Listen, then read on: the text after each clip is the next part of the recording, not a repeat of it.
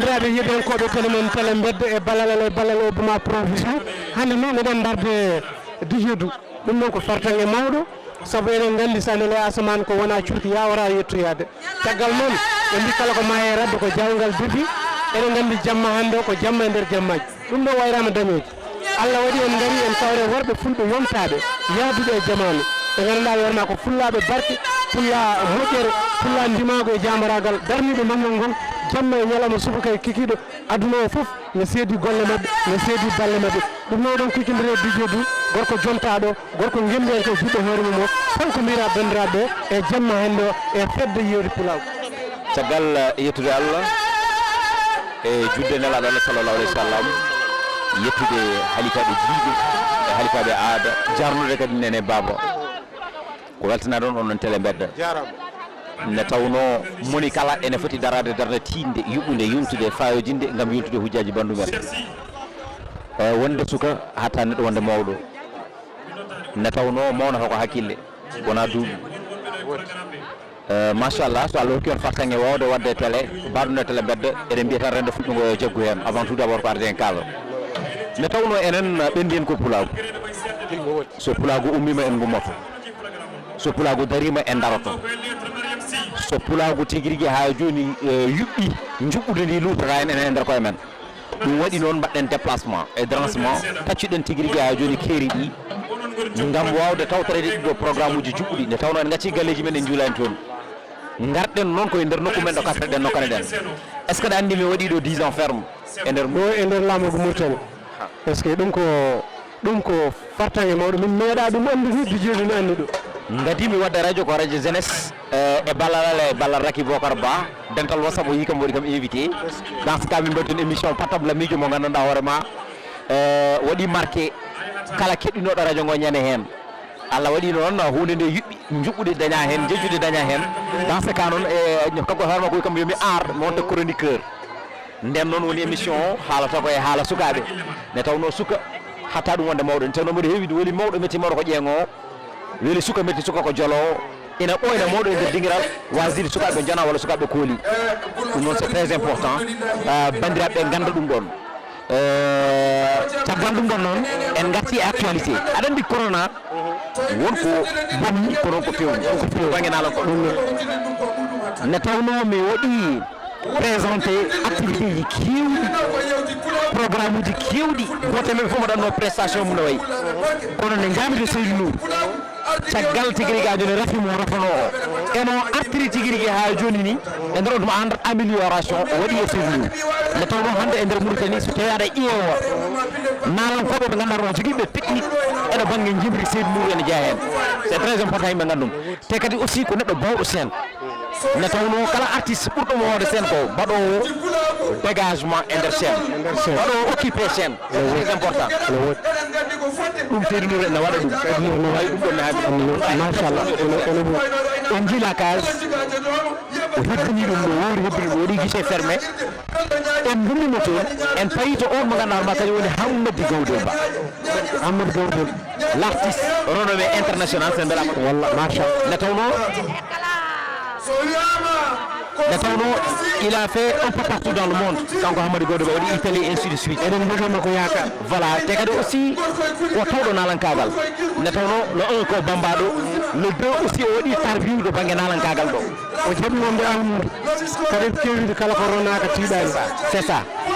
hanki en jii ko waɗi toon ko tabarakallah machallah o natirino meeɗa natirde bedam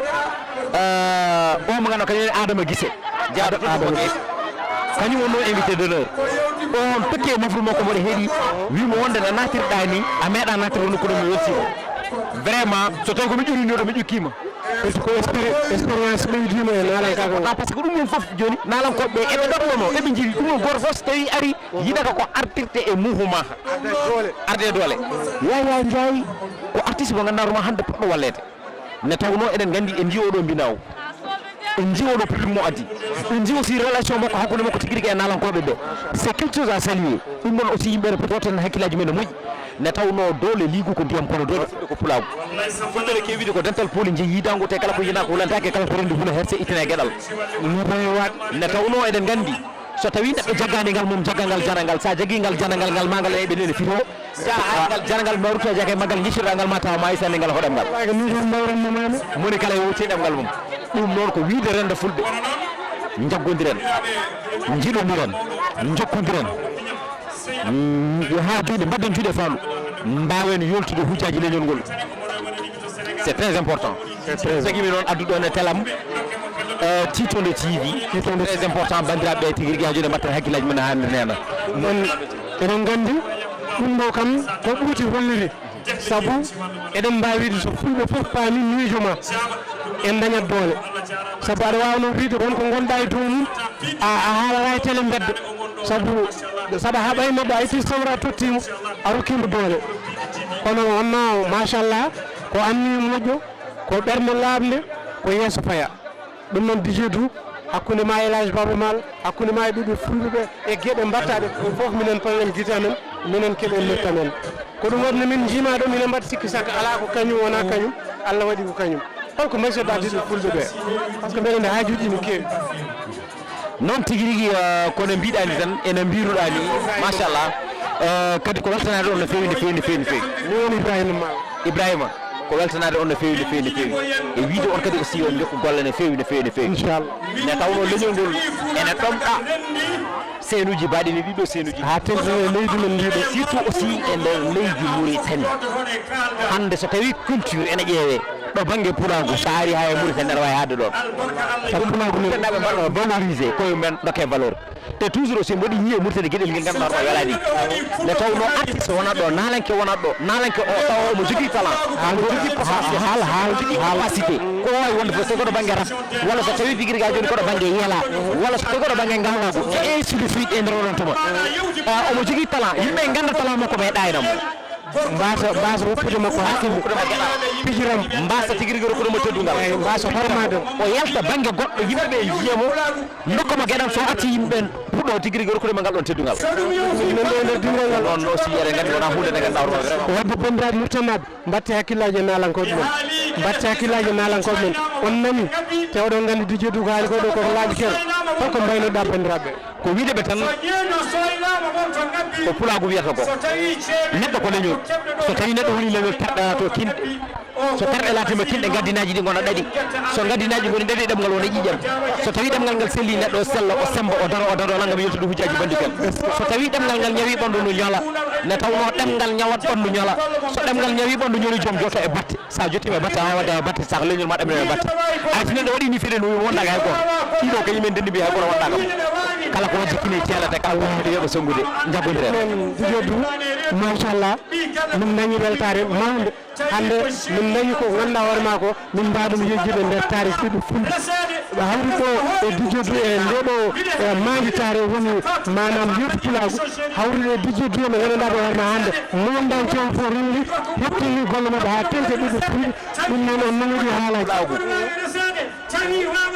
nde tawno eɗen gandi so wiyama yewti pulagu kala pullo karnoriɗo pulagu mo pulagu yewtata mo gaci jewtata ene foti wottede hakkille mum